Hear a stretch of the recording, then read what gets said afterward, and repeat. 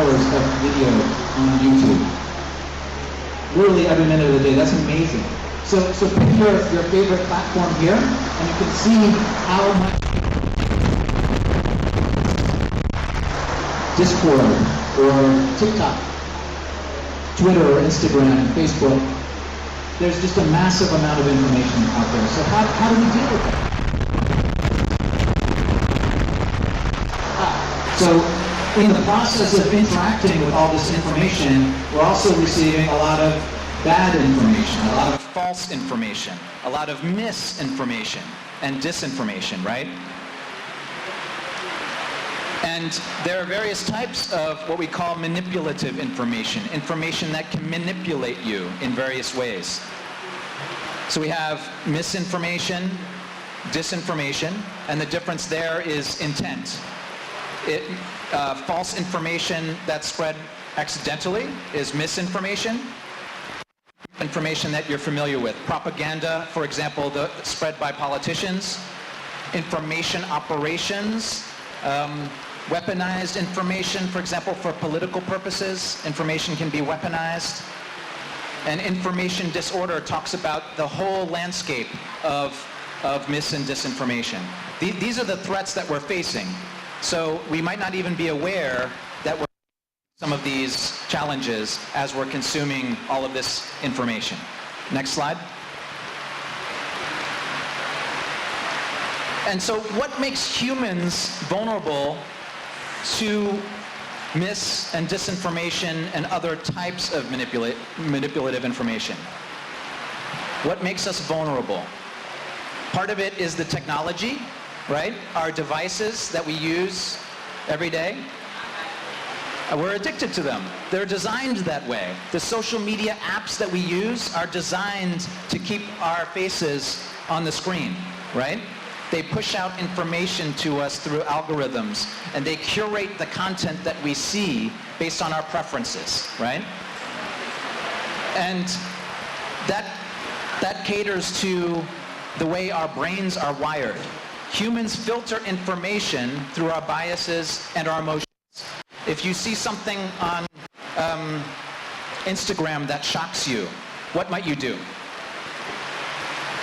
If you see something that's shocking, what would you do?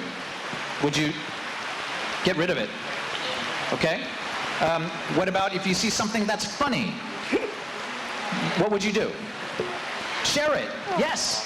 So we react emotionally based on the information that we receive. It's how our brains are wired. And also we react through our biases, right? We react through our own biases. We all have them. It's natural. It's part of how our brain works. We think of biases often in a negative way, but we also process information through what we believe in, what we see every day, the judgments that we make. We'll talk a lot more about this tomorrow. Another aspect of our vulnerability is that the distribution of information these days is fast, easy, and far-reaching. We're all producers of content, in addition to being consumers of media content, right? So we make our own videos, and we distribute them, and then they're spread instantaneously through our networks. It's cheap, it's easy, it's fun, and that can be a problem, right? Because sometimes it's also cheap and easy to spread mis and disinformation and other types of manipulative information like hate speech, cyberbullying, and so on. So there was a study, yes? I have a question. Yep. For media, I believe it does not forget. A scenario that happened to a friend of mine, he applied for a job. He once cast that place that it is an evil place and everything. When they went for a profiling on what he does on the social media, they noticed that he did a hate speech to that company. And that made him, he got nullified from the job. Does the media forget or does not forget? That's the question. Does media forget or not forget? Yeah. Well, sometimes you can delete something that may be manipulative and that erases the digital record, but other times it's captured. You can recover that type of information. It depends. How do you make it removed completely? Let's talk about that later. Okay. All right. Okay, so there was a study by the Massachusetts Institute of Technology that looked at the entire body of tweets on Twitter over a 10-year period. And this study found that false information on Twitter spread 6 times faster than factual information. And this was spread by humans, right? This wasn't spread by bots or trolls or anything, or AI. It was spread by humans. So that means that gets at that vulnerability that we all have. We're more prone to spread disinformation or misinformation than actual fact-based information. Isn't that interesting? Okay, next slide, please. Okay, so in terms of our environment and how we deal with manipulative information, we generally don't have the structures in place to give us the skills to help us figure out how to consume information. For example, I'm guessing you don't have media literacy in the school system, where you are. You might. But who has media literacy in the schools? Maybe at the primary or secondary school level? US, right? Anyone else? Right. So generally speaking, we don't have the systems in place to teach media literacy. And so in the family networks at the community level also, generally, we don't have these skills available. And so that's what we at IREX are working on as well, is how to spread media literacy skills and competencies at the community level. All right, so what are the costs to our society of manipulative information like mis and disinformation? What are the costs? Like how does this impact us as societies? Who would like to answer? I think one cost is that it can spread like really dangerous propaganda about what to believe, about what's going on in the world, or even just like in your own like spaces and community.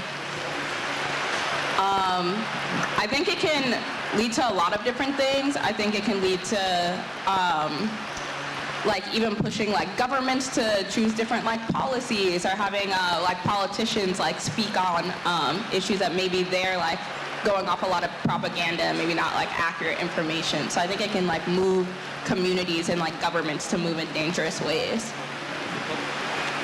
That's actually a positive example, right? If you can cause policy change.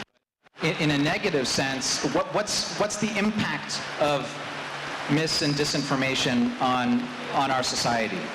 What are some of the costs, the negative impacts?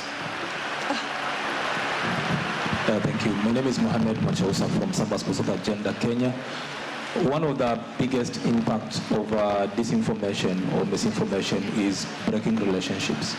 It could be individuals, it could be groups of people, it could be country to country. Damaging relationships, and that comes with costs. Hi. Yeah, I was going to say more or less the same thing, like racial tension, religious tension.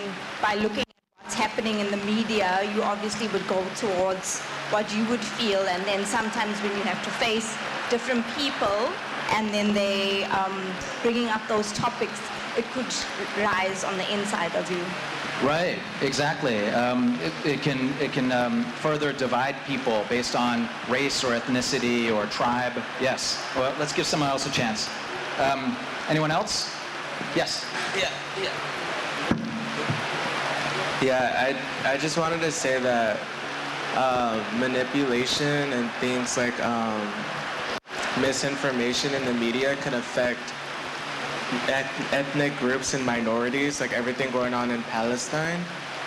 Seeing the celebrities post supporting Israel and not knowing the information that is going on with the Palestine people, they're supporting it, meaning that they're going to support the ethnic cleansing of the Palestinians and everything going on with them, and the misinformation that it's a war when Palestine doesn't have anything to make it a war. They don't have bombs, nothing. They're just innocent civilians. So the celebrities and people who have this misinformation, sharing it publicly, it is supporting an ethnic cleansing. So that's what misinformation can do on the media. Right, thank you. Good point. And so mis and disinformation and other forms of manipulation can inflame conflict, violent conflict that may already exist, or it can start conflict. For the Kenyans here, you remember the 2007 election violence, right? A lot of that was driven by what? By media and hate speech, right?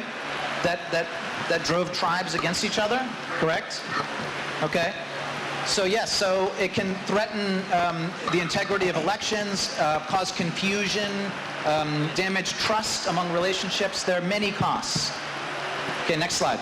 So, I also have a thought, sorry. Yeah. I'm getting that you're talking about misinformation, but also news. When people send news, there's something known as misinterpretation of the information.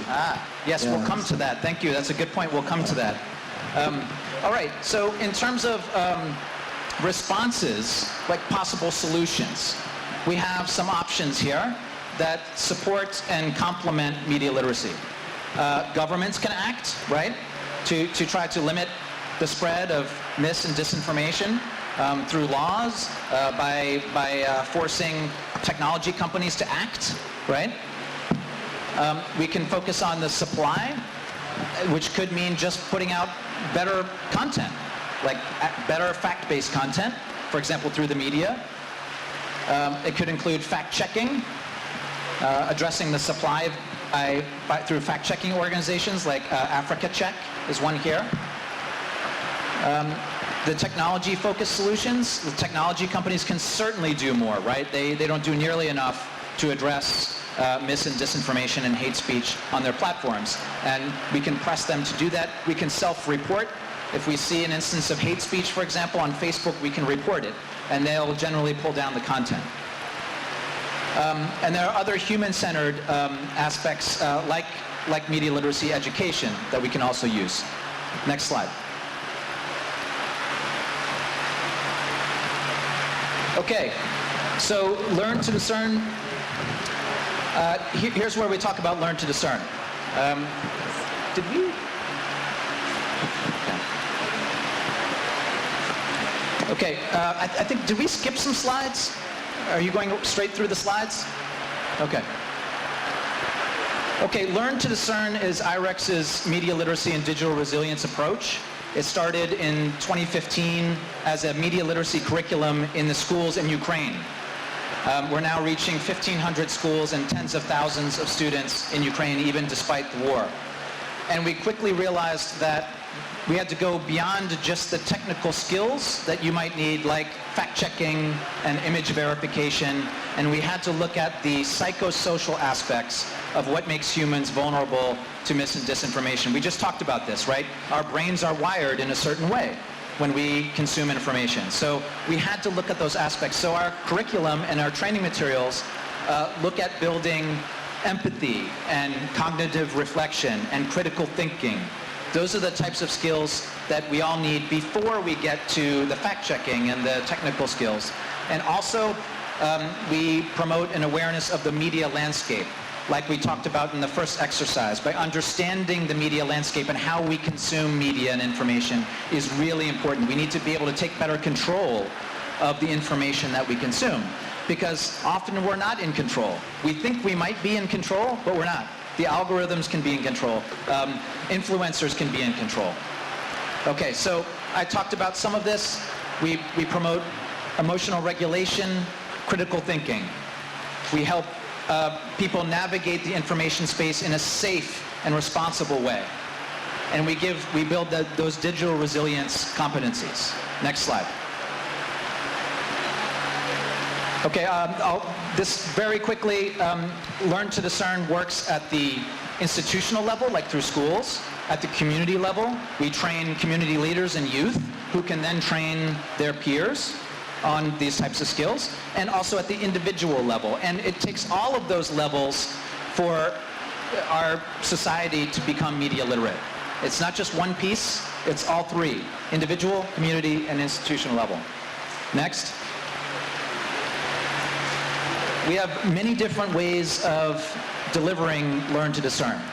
We do training of trainers, for example, in communities, training of youth who then train their friends and peers.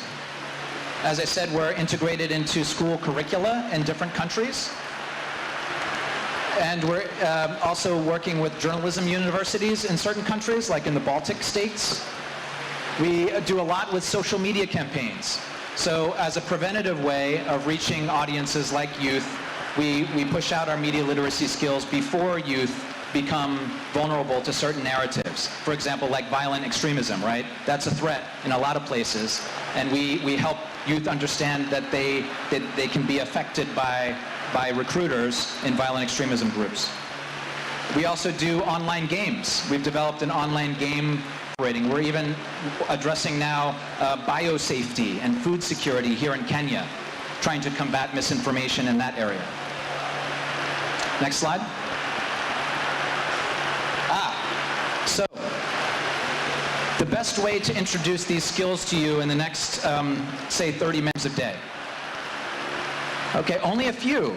Okay, what time of day? When do you limit it? What? Night? Okay, nighttime? Okay, nighttime? Before you go to bed? Right, because your mind is too active after looking at screens before you go to bed. Okay, so it's important to set those limits no matter how you do it. Next slide. Okay.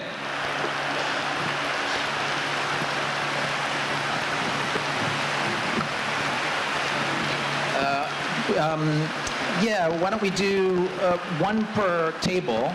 You can work as groups for each table. And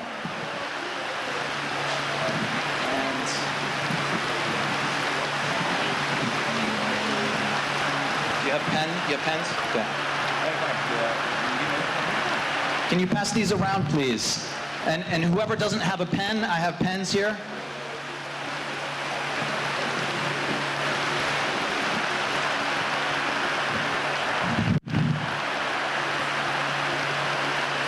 And if you're at the table, you can work as groups, okay? Those coming around.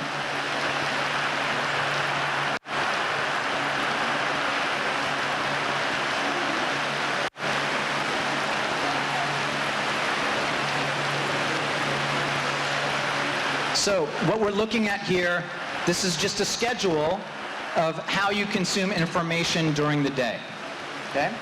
So what I want you to focus on over the next few minutes, I'll give you some time, is just identifying in the print media space, television, radio, social media, or other, how much time do you spend consuming that type of information during the day, okay? So focus on the time spent here when you get your sheet. And do you need a pen? Thank you.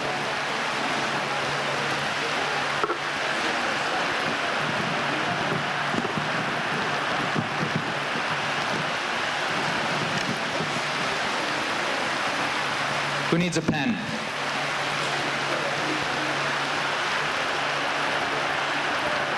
Here, here's another. Anyone else need a pen?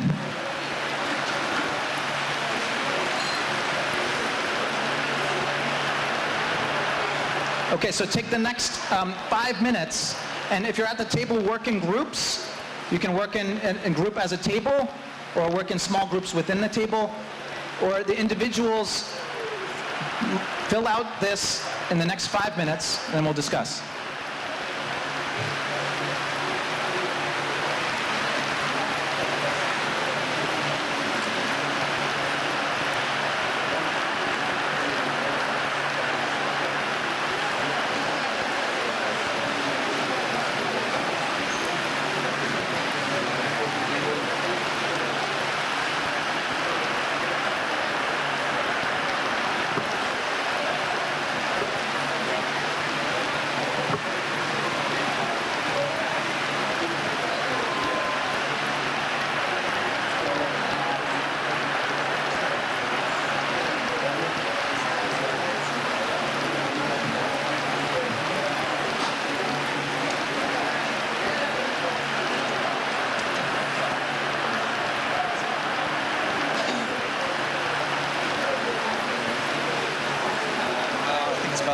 minutes left, roughly. So I can finish it ahead of time. That's good. How are we doing? We doing okay? You should be writing down the time that you spend in each of these media categories consuming that type of information. Sawa?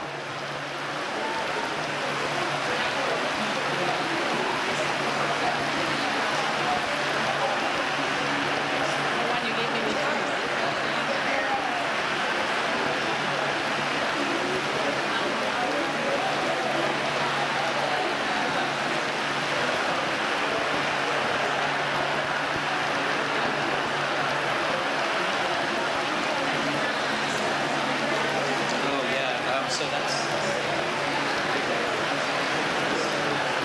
Yes.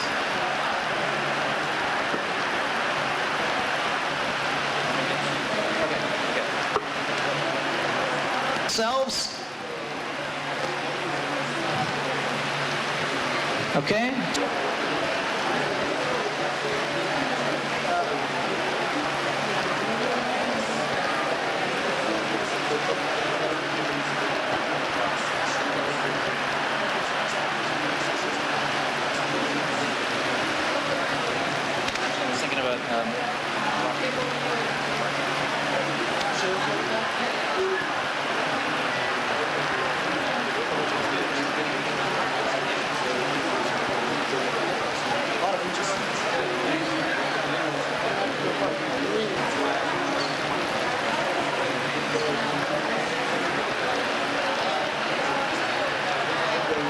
What time were you planning on lunch after this? Or, okay, so 12:30 is good? Okay, 30 seconds. 30 seconds, please.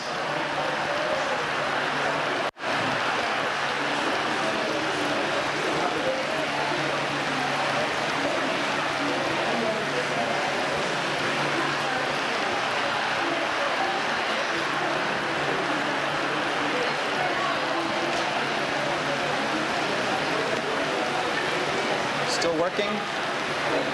Still working?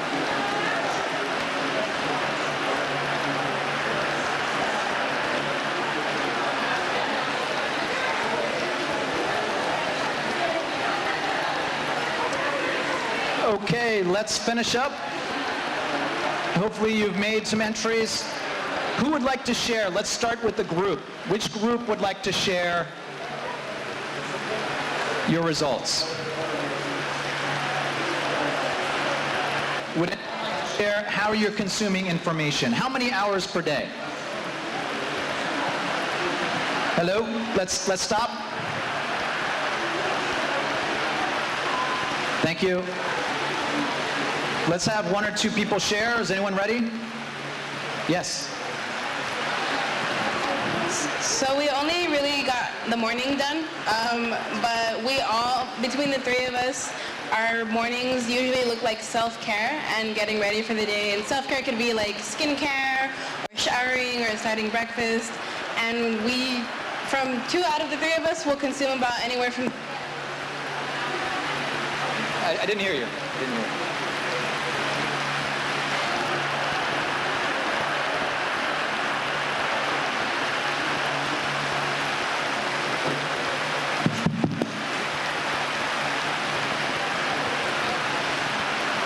Okay, can we, 30 minutes to an hour, that's in the morning, okay? What about the rest of the day? You didn't get that far, okay. All right. And would anyone else like to share? Yes, over there. Do we have the mic? Social media.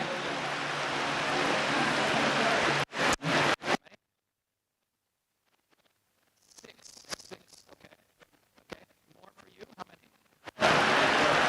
12 hours per day on social media. Okay? Anyone else?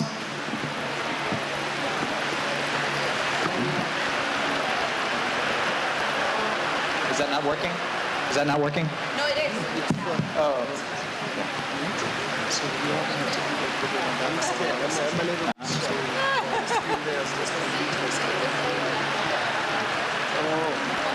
9 hours. Well, I'm finishing, so... Like the sessions are running concurrently. Yeah, but That one you're not taking that one. You take the smaller one. but I have to be able to see it. So can you use that? Can you?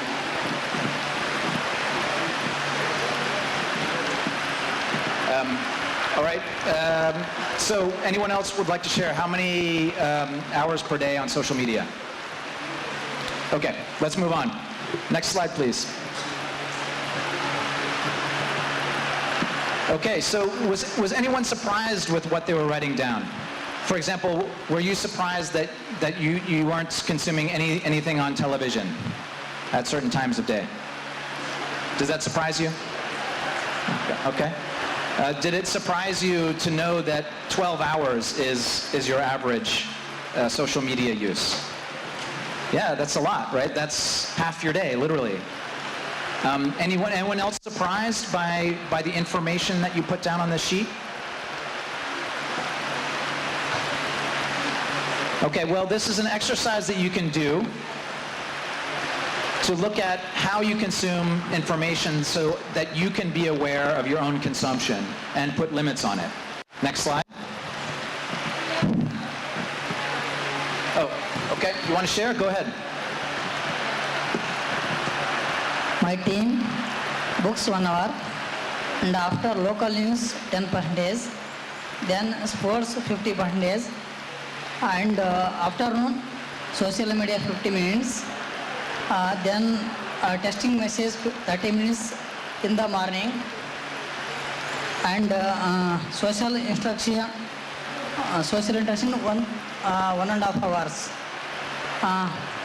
Then early morning music also 1 hour. Like broadcast news 50%. Okay, so how many hours total? How many hours total? Sorry? How many hours total?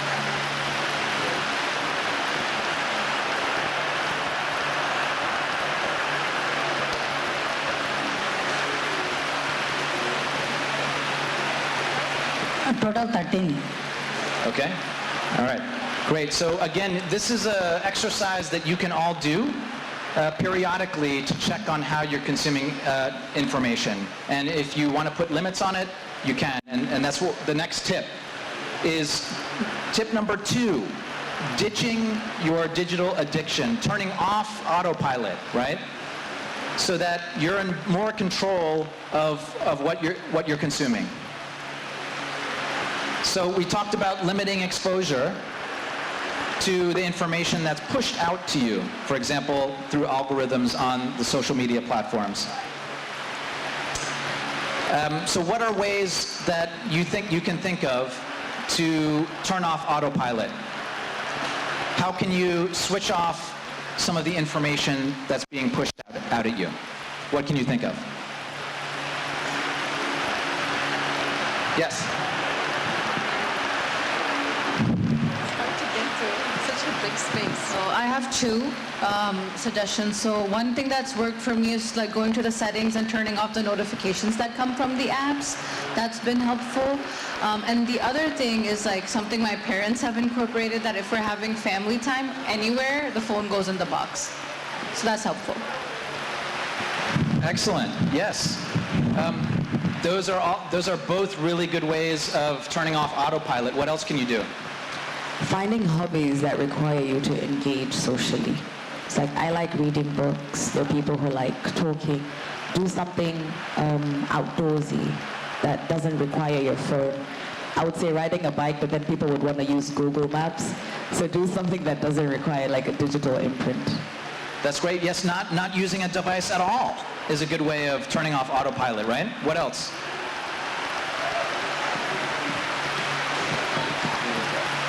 Putting off your data most of the time when you're productive, so that the notifications come in later in the day when you're having your breaks. Any other ideas? For example, turning off autoplay on YouTube so that when you scroll over a video, it doesn't automatically start playing. That's another one. What else?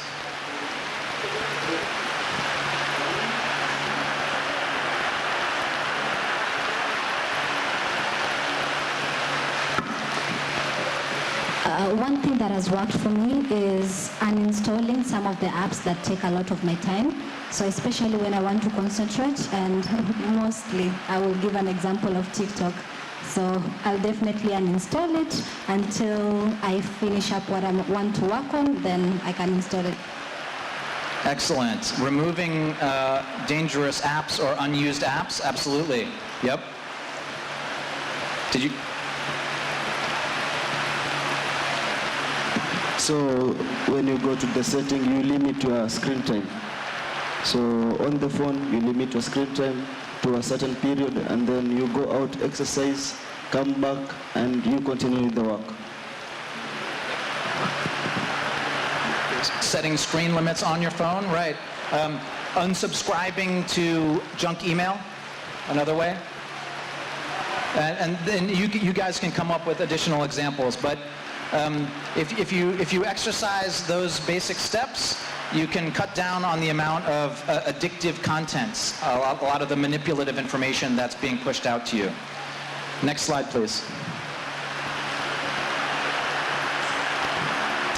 Okay, we just covered this. Okay, next tip. This is my favorite. Taking back your brain. So this gets at the emotional reactions that we have to media and information. Again, as I said at the beginning, we are wired to react emotionally to the information that we consume. So there's a way to beat that. This is an exercise that we developed called Name It to Tame It. It's a 3-step process, and it's based on research by Dr. Dan Siegel, who's a neurobiologist. And he found out that if you name the emotion that you're feeling and identify what that is and even write it down, that reclaims the part of your brain that can make rational decisions around how you consume information. Next slide, please. So here's the process. And we're going to go through some exercises here. This is called Name It to Tame It. The first step, turn your head away from the screen. Disconnect physically from it. So if you see something that's shocking, put your phone down. That's the first step. The next step is identify, how are you feeling? Are you feeling sad or angry or feeling humorous? Name that feeling. That's the second step. And say it to yourself. You might even want to write it down. And by saying that emotion to yourself, again, that activates the executive part of your brain that helps you make rational decisions more easily and allows you to, for example, not share some shocking content that you might have already otherwise shared with your friends, right? So let's test this out. Next slide, please.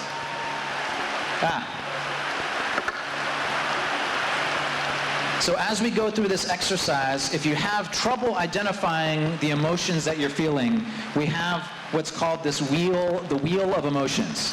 This shows what emotions that you may be feeling anytime you consume information. So I'm going to pass this out, and you can use this as a guide if you need help identifying media, your emotions. I sometimes have trouble with this myself. So have a look. There's a spectrum of emotions that you can feel, and it's all on this chart. Next slide. So this is an easy one. As you're receiving the wheel of emotions, practice this exercise of Name It to Tame It. So first, look away from the screen. I want everyone to look away from that screen. Okay? You already saw the image. Now identify the emotion that you were feeling when you saw this image. How did it make you feel? And now say it to yourself. Say that emotion to yourself. Okay? Does anyone want to share? How did this make you feel? That's not hard. Anyone? How did it make you feel?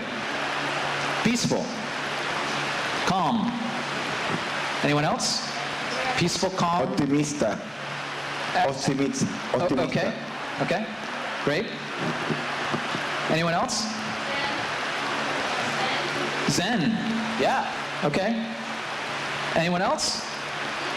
Peaceful, calm, Zen. He said. Okay, good. So does everyone have a wheel of emotions?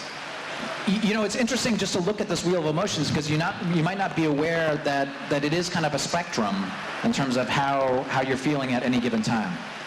So you can keep these. Next slide. A very different image. Okay, have a look at that. Can everyone see that? Okay. Some of you might even know what that image is from. Great, now let's practice name entertainment. Look away. Everyone should be looking away. And identify the feeling that you felt when you saw that image. Say it to yourself. Say it to yourself. Okay.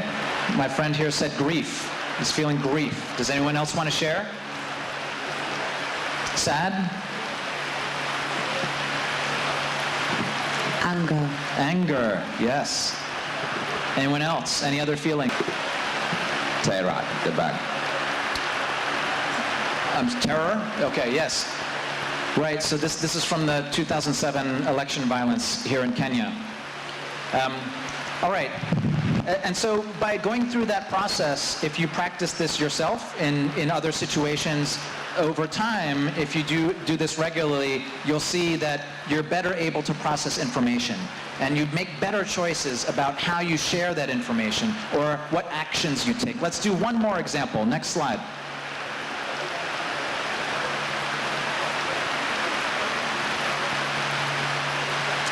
Okay, so I'm sorry this is a little bit far away, but there's a headline here from Facebook. It says, Speaker at World Economic Forum Conference proposed adding COVID-19 vaccines to water supply. Can you see that? It's the headline in blue there. This comes from a Facebook post. And there's a byline, so it looks as if a journalist has reported this. Speaker at World Economic Forum Conference proposed adding COVID-19 vaccines to water supply. All right, so let's practice name entertainment. Look away from the screen. Identify the emotion that you're feeling and say it to yourself.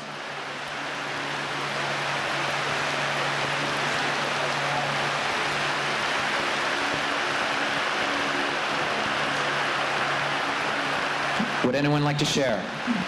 How does this make you feel? Surprised. Surprised. Annoyed. Different feelings now. Anyone else? How does it make you feel looking at this?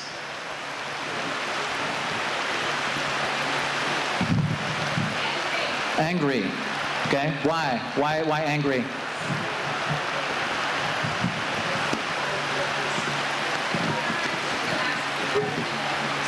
Okay. Okay. Like I don't have freedom of choice. Like yes, like I don't have freedom of choice. Okay. Yes, sir. Haraka, haraka.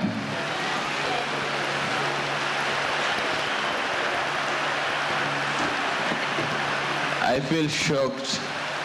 Shocked. Yes. Yeah. Yeah. Okay. So. And that's. So now let's take this exercise a step further. If you go through name entertainment, what are steps you can take now? Next slide, please. Okay, so we went through and we named our emotions. Now, what could we do? Let's revisit the story. In actuality, the video shows a professor talking about water equity, not adding COVID-19 vaccines to the water supply. So what we could do is we could fact check that headline, right? Because remember, it was just a headline, so we're not sure where that came from exactly. So we can fact check that. We can put the headline into a Google search and fact check where that came from. And we're better inclined, instead of just feeling confused or shocked or angry, we're better inclined to take steps like this, to do the fact checking, to actually get to the bottom of this story, which actually was not about putting COVID-19 vaccines into the water supply. Okay? So, again, this is something you can practice on your own, and over time, you'll start seeing the results. Okay? Next slide.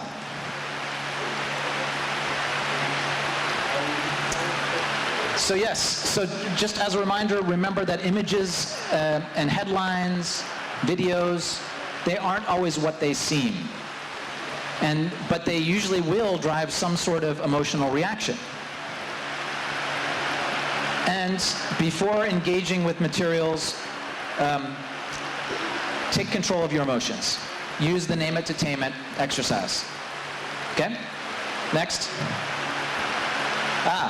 Now, to wind up for today. How does spending time online and on gadgets affect your physical health? Think about it. We talked about the mental costs, the mental impacts of consuming information, but what about the physical impacts? Is there a connection? How? How is there a connection?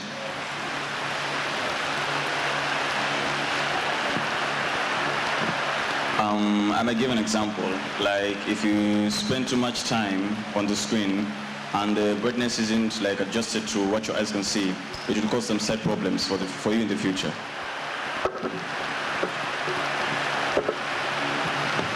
Thank you. Yes, I was listening. Anyone else? What sort of connection do you see? Yes, sir. Okay, my point is when you use most of time on that online, you may get obesity because there's no exercise there you doing, so you may affect your physical health.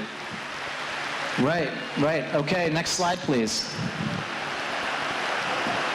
So research shows that there's a very strong connection between the brain science of consuming information and the physical impacts. Also in terms of just how you're positioned over your device, right? If you're sitting at a desk all day, you tend to hunch your back. If you're looking at your screen, you can be in any number of awkward positions that over time could cause damage, could cause injury, right? Could cause discomfort at the very least. So one tip is to move your body. My friend here suggested physical activity as a way of avoiding the lure of manipulative information. That's a great idea. So simple stretches to help you compensate and free your mind from manipulative information is always a good practice. It doesn't take long. And what we'll do now is we'll demonstrate a couple of these stretches just to close out the session today. And again, this is a very practical tool that you can do at home. I've invited my friend Magda to demonstrate. And for those of you who are in a position to do these with us, let's follow along. You can all do this, I think, wherever you're sitting. You can either sit in a chair or sit cross-legged, and you can practice these as well. Next slide. So the first one are neck rolls. What we'll do, I'd like to see everyone try these. Everyone try this. Do this slowly, and just roll your head around 5 times in one direction. 5 times, a complete 360. And then 5 times in the other direction. Roll it around. So it should be 10 revolutions. All right, everyone's doing that, even those guys back there. Love it.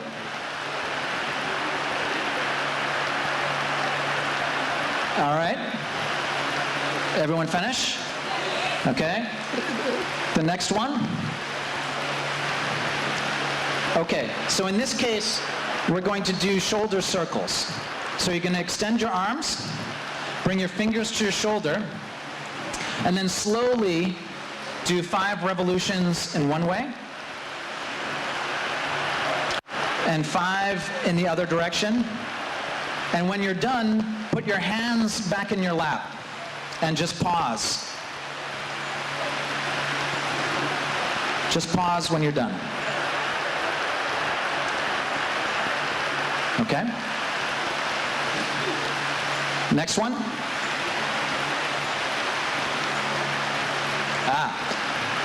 Borrowing from yoga. This is a cat-cow exercise. So what we'll do is we'll sit in the middle of our chair, so lean a little bit forward in the center of your chair if you can, or seated up there.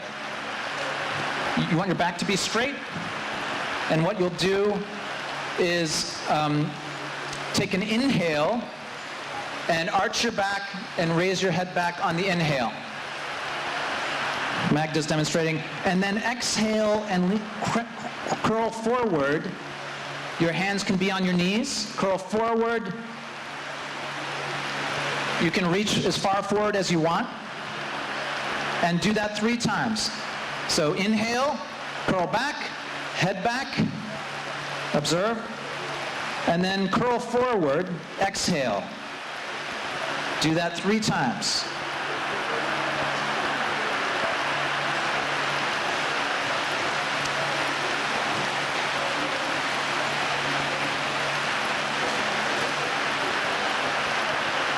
All right. How do you feel? Feel pretty good? Missouri-sana? Okay. Does anyone not feel good? Okay. Yeah, those are basic exercises that we can do for mental wellness and physical wellness. And again, those are connected, right? Next slide. Right. So you should feel pretty good. And those are things that you can do pretty much anywhere. Next slide. Okay. So we finished our first session. Any questions, comments, feedback?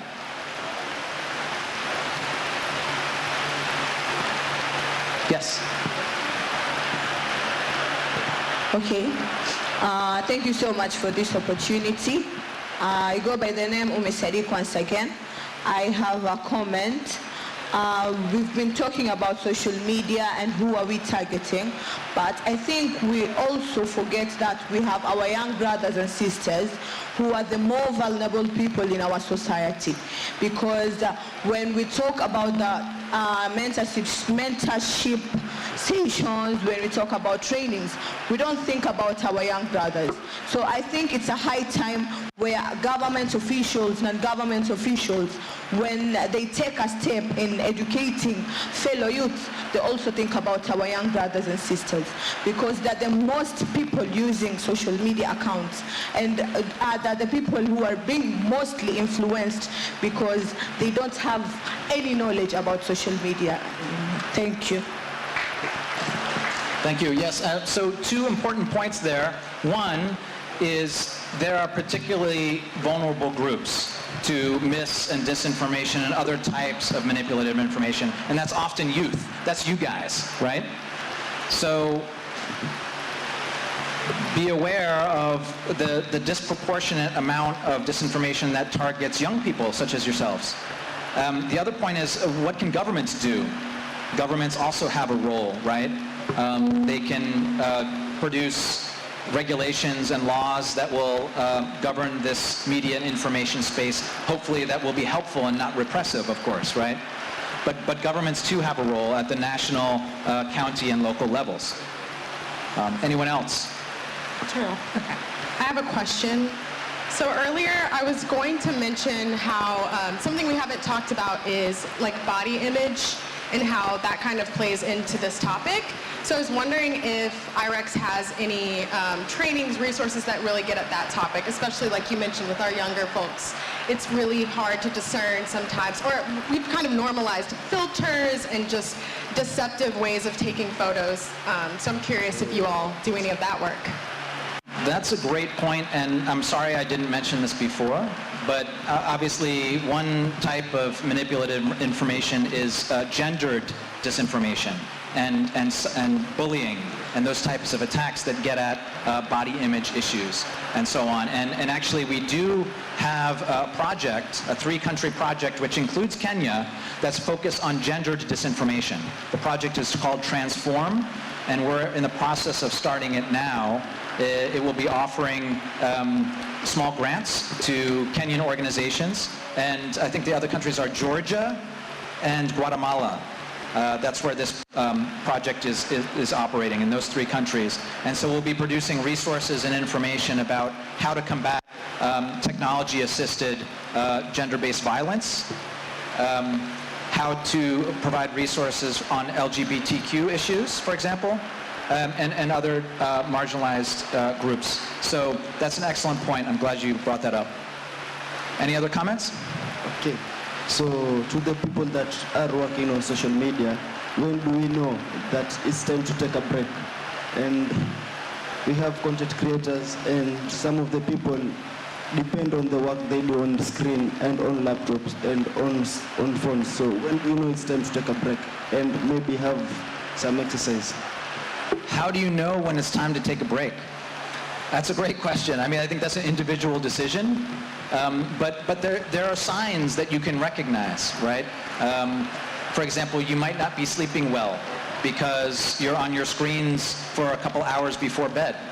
Or you might have the physical effects of sitting at your gaming computer for a lot of hours. So there are signs that you just need to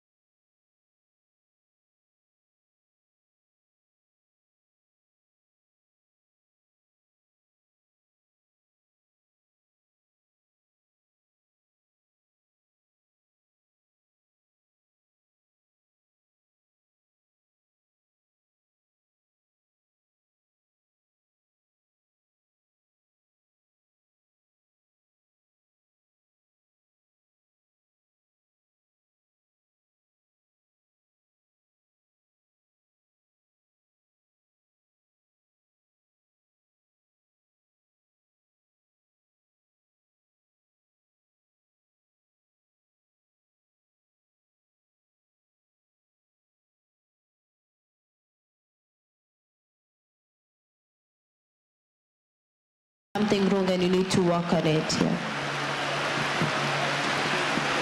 Wait, are you responding to that, or did you have a separate comment? Go ahead. When you see that your social interactions are taking like a downfall, you're unable to hold conversations, your concentration is down, you can't really interact with people if they're not honest. Right? Excellent. Anyone else? Yes.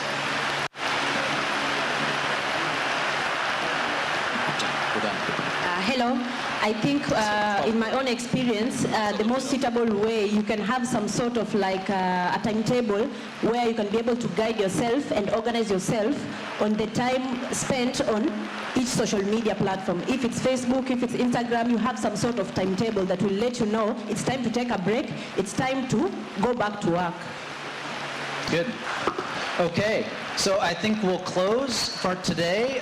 We introduce you to 3 tips. Tomorrow we'll cover 3 more tips, and then you'll be well equipped to be digitally resilient youth.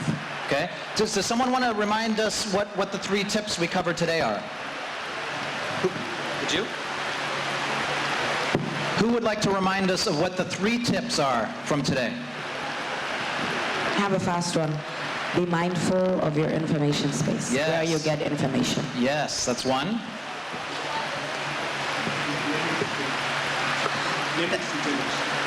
Name it to tame it. Yes. And there's one more. It's to beat your digital addiction. Yes. Turn off autopilot. Yes. Ditch your digital addiction. Okay. So that's excellent, guys. So you have 3 things that you can practice today. I want to see you practicing them later today, okay? Promise me. All right, great. Thanks. That's all. Appreciate it. See you tomorrow. Let's clap for Theo. That was amazing. That was really nice. Again, more hands, please. That was great work. 90 minutes, especially now in the digital space, when all we do is in that space, we have to know how do we tame it? How do we ensure that we are okay and safe as we are doing it? We are now heading for lunch. Lunch is still served in the dome. A number of things during lunch, it will be kind of working lunch because you'll have a discussion going on. And that discussion is one of the most important discussions because you'll have young people from all over the globe having that conversation around youth resilience and how resilience meant to them as young people. We have the Queenie represented. We have someone there, my friend over there. Say hi. The one seated with Babosha. Him. He's also in the panel. And there is someone else who is also in the panel. Please be on the lookout. We go for our lunch and come back. And please leave the gadgets here. Leave the gadgets here. And let's meet tomorrow for the 2. Right? Yes. Thank you. We'll talk, but it will be there too. Yes. Thank you.